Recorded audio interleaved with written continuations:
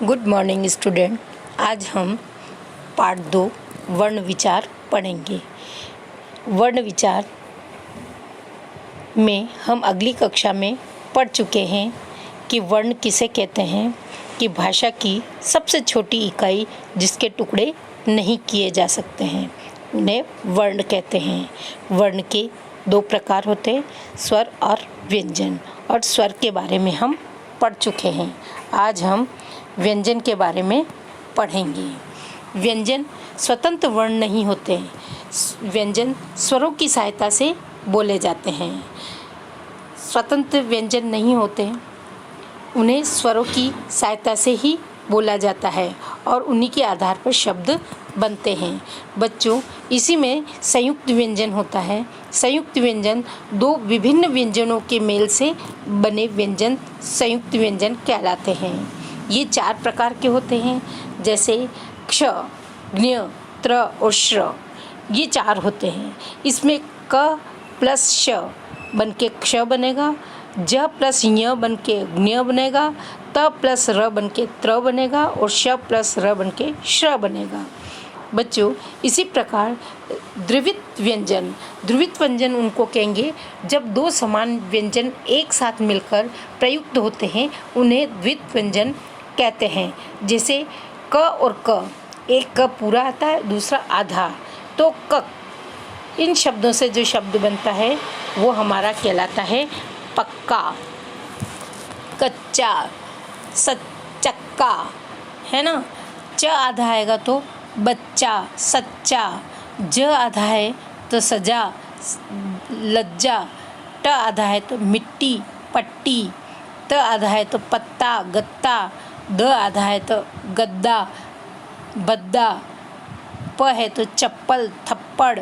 म है चम्मच, समान।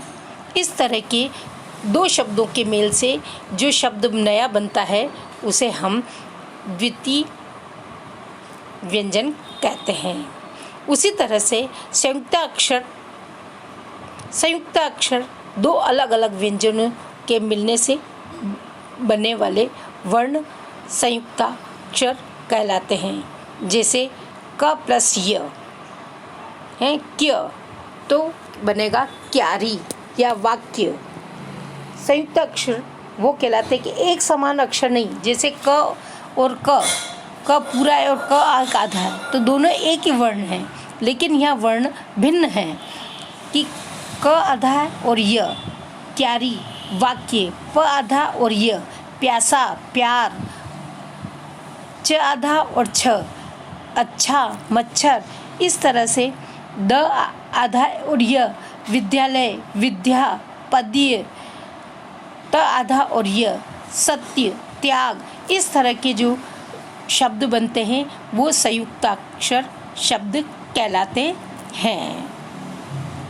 उसी तरह से र के विभिन्न प्रकार होते हैं।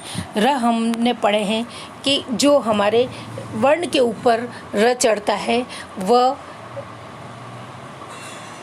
क प्लस र प्लस म, तो क्या बनेगा कर्म।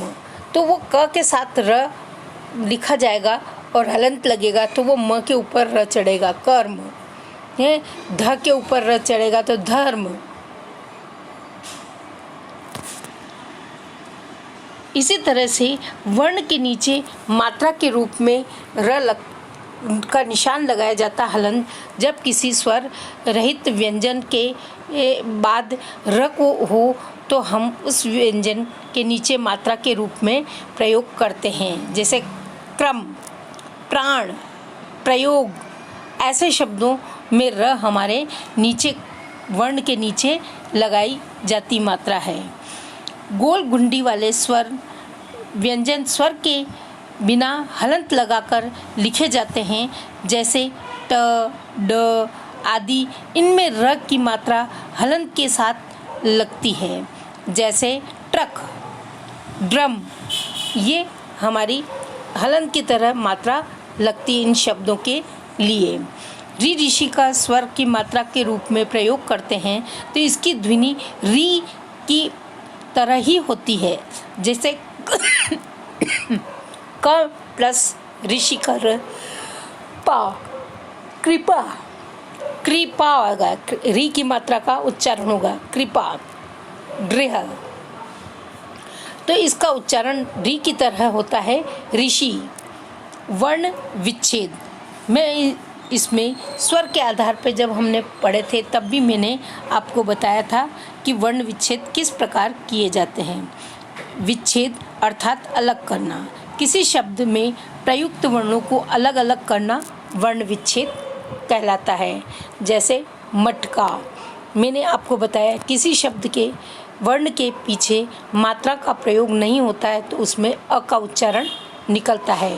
म हलंत प्लस अ प्लस ट हलंत प्लस अ, क हलंत आ की मात्रा है तो आ लिखा जाएगा। तो ये शब्द बना हमारा मटका।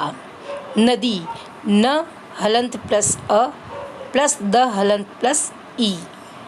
कबूतर, क हलंत प्लस अ प्लस ब हलंत प्लस उ प्लस त हलंत प्लस अ प्लस र हलंत प्लस अ। कबूतर। बच्चा, ब प्लस अ प्लस च हलंत, फिर च हलंत और फिर आ की मात्रा लगी तो वो बनेगा हमारा बच्चा। इस तरह से हम शब्दों को अलग अलग करते हैं तो वो हमारा वर्ण विच्छेद कहलाता है।